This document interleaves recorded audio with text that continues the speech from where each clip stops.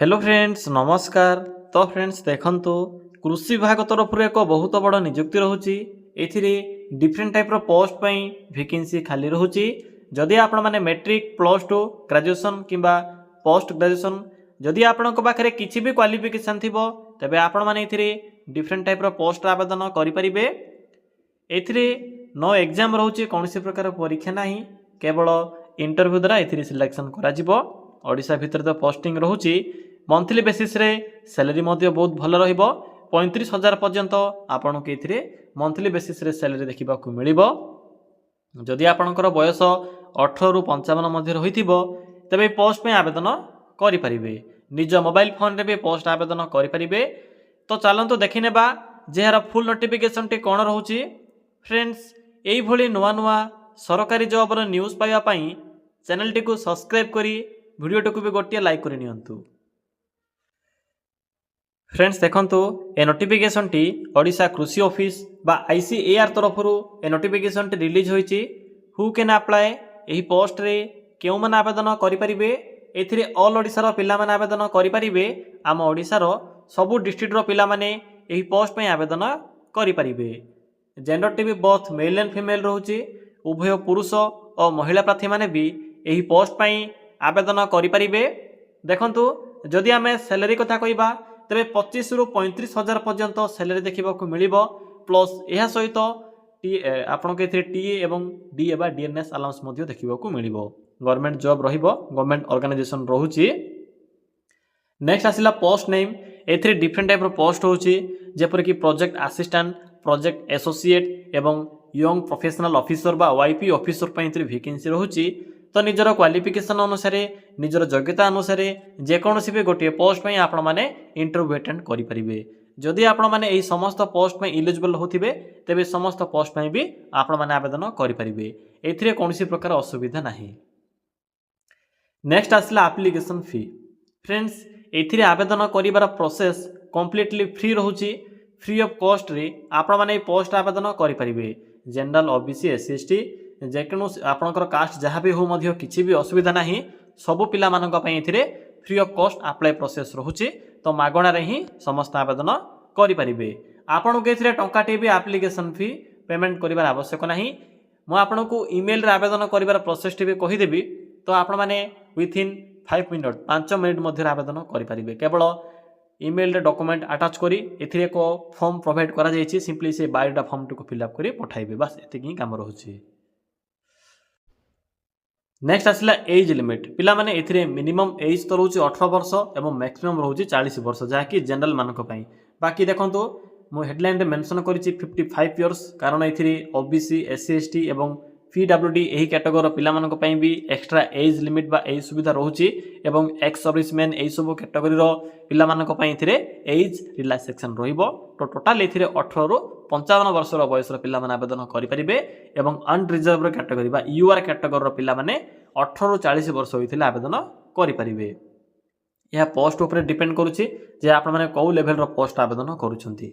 जदि आपण माने इंटरमीडिएट लेवल पोस्ट आवेदन करूछंती तो 18 रु 40 रहिबो। बाकी पोस्ट में 18 रु 45 वर्ष रहिबो। तो टोटल एथिरे 18 रु 55 वर्ष रो पिला माने भी आवेदन करि परिबे। यह आपणकर कास्ट एवं जो रहउछि कैटेगरी ऊपर डिपेंड करूछि। नेक्स्ट आसिला सिलेक्शन प्रोसेस। फ्रेंड्स एथिरे नो एग्जाम रहउछि, कौनसी प्रकार एग्जाम नहीं। एथिरे वेटेज रहिबो। वेटेज रो अर्थ होछि आपणकर मैट्रिक रो स्कोर, प्लस 2 रो स्कोर, या सहित ग्रेजुएशन, पोस्ट ग्रेजुएशन। जदि आपणक पाखरे किछि भी इंटर्नशिप किबा एक्सपीरियंस रो सर्टिफिकेट अछि तबे सेही अनुसार टोटल एथिरे 50% रहउछि वेटेज स्कोर एवं 50% एथिरे वॉक इन इंटरव्यू बा भाइबा वॉइस टेस्ट रहिबो। भाइबा देखंतु कोन भाइबा रहउछि, आपण माने जेउथरे भी कंप्लीट करिथिबे आपणकर कोर्स बा आपणकर ग्रेजुएशन, पोस्ट ग्रेजुएशन किबा इंटरमीडिएट सेही ऊपर ही रहिबो। यहाँ पर डीवी बा डॉक्यूमेंट वेरिफिकेशन रहउछि। तो यही प्रोसेस द्वारा आपण माने एथिरे सिलेक्शन पाई परिबे। नेक्स्ट आसिला इंपोर्टेंट डॉक्यूमेंट। पिला माने देखंतु जदि आपण माने ऑफलाइन आवेदन करिवे तेबे एही सब डॉक्यूमेंट आवश्यक पड़िबो। जदि ऑनलाइन आवेदन करिवे ईमेल माध्यम रे तेबे केवल गोटे बायोडाटा फॉर्म आवश्यक पड़िबो। एवं जेते बेले इंटरव्यू पई आपण को कॉल लेटर आसीबो सेही समय रे एथिरे जहा सब डॉक्यूमेंट लेखा जायछि, जेपर कि माइनर जेहेतु PDF रे मेंशन नाही, तेणु जहाँ भी डॉक्यूमेंट गत थर थिला सेही डॉक्यूमेंट रो लिस्ट एथिरे मेंशन करि दैछि। तो थरुटे देखि नियंतु। ऑल क्वालिफिकेशन सर्टिफिकेट जपरिक matric plus two photo caste certificate यहाँ आसला आईडी प्रूफ आधार कार्ड ये सब डॉक्यूमेंट आवश्यक पड़ो। नेक्स्ट आसला आप्लायर मोड आपण मैंने चाहिए ये ऑफलाइन आवेदन करेंगे और चाहिए ईमेल माध्यम भी आवेदन करेंगे जहाँकि वॉक इन इंटरव्यू मोड रोचे। नेक्स्ट आसला आप्लायर डेट जहाँकि स्टार्ट हो सारी ऑलरेडी। तो चलतु एवं आलोचना करवा जे किपरि आपण मैंने ये आवेदन करेंगे क्योंठू आप्लिकेसन फॉर्म पाइबे कंप्लीट इनफॉरमेशन मुझे आपको जनइबी।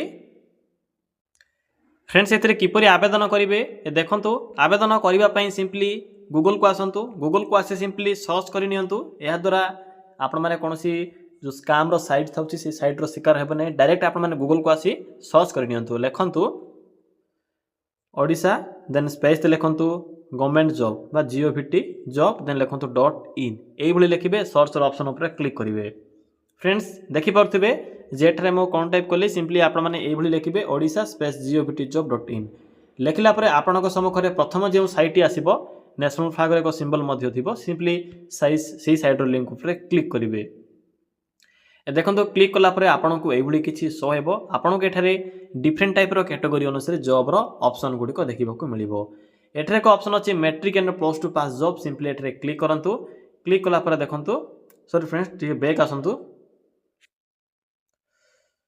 सिंपली मैट्रिक पास जॉब रो लिंक उपर क्लिक करंतु पिला माने क्लिक कलापर देखंतु आपन को एठारे Odisha agriculture office recruitment 2026 notification देखा मिलो जहाँकि 26 पर्यंत डेट रोचे। तो सिंपली एठरे क्लिक करंतु क्लिक कलापर आपन को पोस्ट रो फुल इनफॉरमेशन देखा मिलो कौन सब पोस्ट रोचे इंटरव्यू डेट के देखो रोचे ना 2/1/2026 होची इंटरव्यू डेट रो लास्ट डेट। बाकी इनफॉरमेशन तो मुझे पूर्वर जनाई सारी इंटरव्यू रो डेट टाइम एवं एड्रेस मेंशन अच्छी भल भाव चेक करेंगे।